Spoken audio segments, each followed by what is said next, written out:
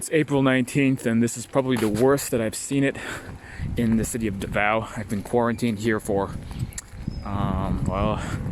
since things began about the middle of last month in March. And it's basically gotten progressively worse and more locked down every single day, with more and more restrictions going into place as time has gone on, and plans to pull back the restrictions getting continually pushed back further. And this is one of the first days that I've noticed that there's just almost no cars on the street. There's been decent traffic, at least almost every day that I've gone out, but they've increased the quarantine even more. Now you can't even go shopping unless the number on your quarantine card, which is this one, matches the number of the day or some system like this. And so I'm technically not even supposed to be out right now.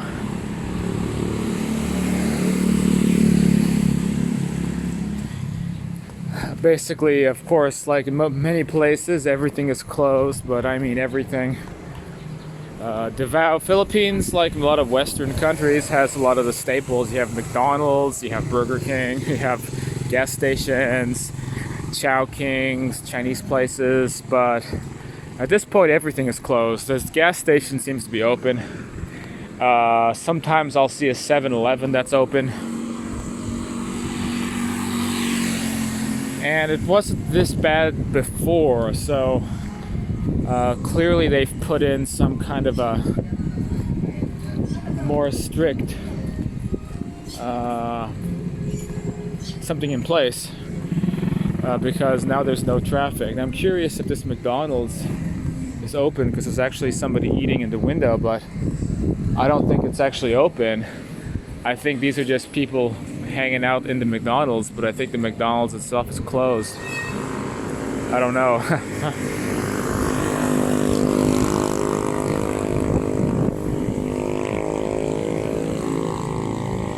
So I've tried to go in there before and it's locked up, but I think just like the people who know the staff or something, like they can still eat inside, but people on the outside cannot. I think they still have like takeaway orders though, so that's why there's still people working there. So you can still use like the equivalent of Uber Eats.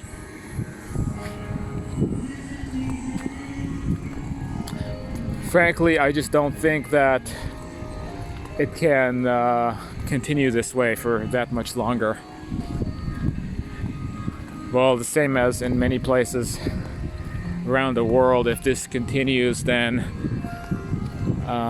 as things get progressively worse, then I predict that I'll start seeing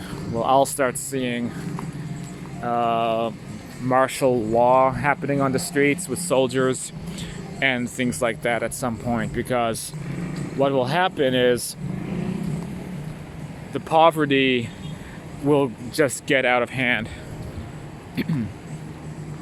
And as the poverty gets out of hand, people are going to become more desperate. Crime is going to get really bad. There's going to be people robbing places. And I predict at that point it could get quite dangerous here. That's definitely the point that I'm going to be calling the embassy and trying to, spend whatever it takes to get out. Or they will follow the schedule and actually ease back the quarantine restrictions beginning on, I believe it's the 26th. So this is April 19th, so in 1 week from now. I think I'll just turn around here. And if they do that, then, well, things will start to ease up again. Now, unfortunately, with this virus, the you have to weigh how many people will die from the virus compared to how many people will die from the poverty and complete shutdown of the economy. And I would wager all my money that the complete shutdown is going to cause a lot more chaos and death than a virus, which I've had for the last month. I seem to be hopefully finally on the mend. I've been holed up in my apartment for about 4 weeks dealing with symptoms, but I was kind of one of the more unlucky ones. It's a virus that about 85% of the cases now appear to be asymptomatic. And yes, it overflows the hospitals and kills large amounts of people very fast because of this. So it's not something you want to get. But a virus with 85% asymptomatic cases, and remember I was in that 15%. I got some gnarly symptoms, but I got over it. Will that be as devastating as the alternative? And I'm basically going to argue that keeping a city on complete lockdown in a culture that already suffers from very bad poverty is a disaster waiting to happen. The Philippine government needs to figure this out before they have a crisis on their hands, which is just unparalleled. So we'll walk back toward my place now. Pretty close by from here. Wouldn't mind going to the store, give me something to do. But, I can't shop today. Can't do a lot.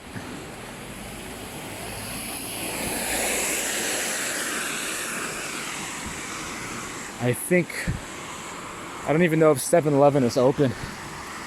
That's usually the 7-Eleven I go to, but they have the metal wall down. Might be open, I don't know.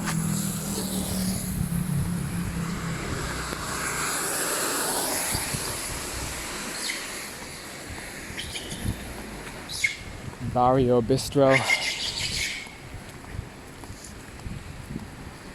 Like some of the restaurants, they found a way to stay open by just doing takeout food. But I'm surprised that there's not more restaurants doing takeout.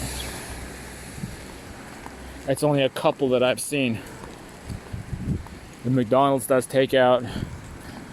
There's a little vendor down the street that sells chicken. They do takeout. Don't really know. I have to say it's nice with the rain. It's a nice temperature, probably about 78 Fahrenheit. Perfect, kind of cool, but not that, but kind of cool, not too cool, just right. Usually it's relentlessly hot out here in the Philippines. I guess there's a few final notes. Oh, in case you guys are wondering what I'm looking like these days. Hello. I can't say I wasn't expecting this to happen on my travels because when I heard about the virus first having its outbreaks back in January, I kind of thought this was something bad was going to happen. And then I was in Malaysia as it began to pick up steam, and I was planning to only be in Davao for a couple of weeks, just check the place out and then go on to somewhere else. Eventually I was going to actually go to Australia, then maybe go back home to USA. But my plans became very different. But I knew that stuff was going to hit the fan. I guess I just didn't predict that it was going to happen as quickly as it did. That caught me off guard a little bit. Like, I knew eventually that there were going to be issues. I didn't predict that it would be a global shutdown. All air traffic would shut down and that people would be effectively quarantined indefinitely. I didn't think that a government would be foolish enough to do something like that. unless it was a the kind of like a truly like end of the world scenario. I just figured it was going to be lots of social distancing and delays, and maybe some businesses shut down, maybe no more like nightclubs and rock concerts and things like that. And I was just thinking logically that this is just kind of the limit to which things would get to, that it wouldn't be something so extreme as it is. And I guess I underestimated it. If I hadn't underestimated it, maybe I wouldn't have gone to this particular city and stranded myself. But I have to count my blessings. I have good Wi-Fi here. Wi-Fi is very difficult to find in Davao, but I've had a good Wi-Fi connection this whole time. I'm telling you, if the Wi-Fi connection goes out, then I'm really going to be in a difficult spot. At least I can still do work, and I can stay productive, and I have a nice condo that I live at. All right, so let's walk back.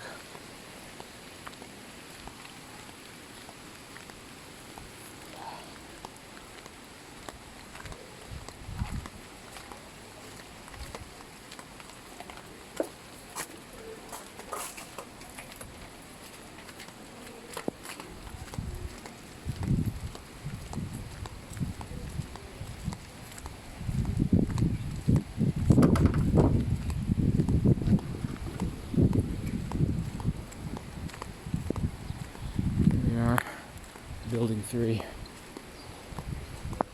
I guess that's it for this video. Thanks for watching, and I'll do an update next week to see if there's been any progress with the quarantine, if they've done the sensible thing yet and pulled back some of the restrictions. We'll see. Alright guys, thanks for watching. I'll talk to you next time.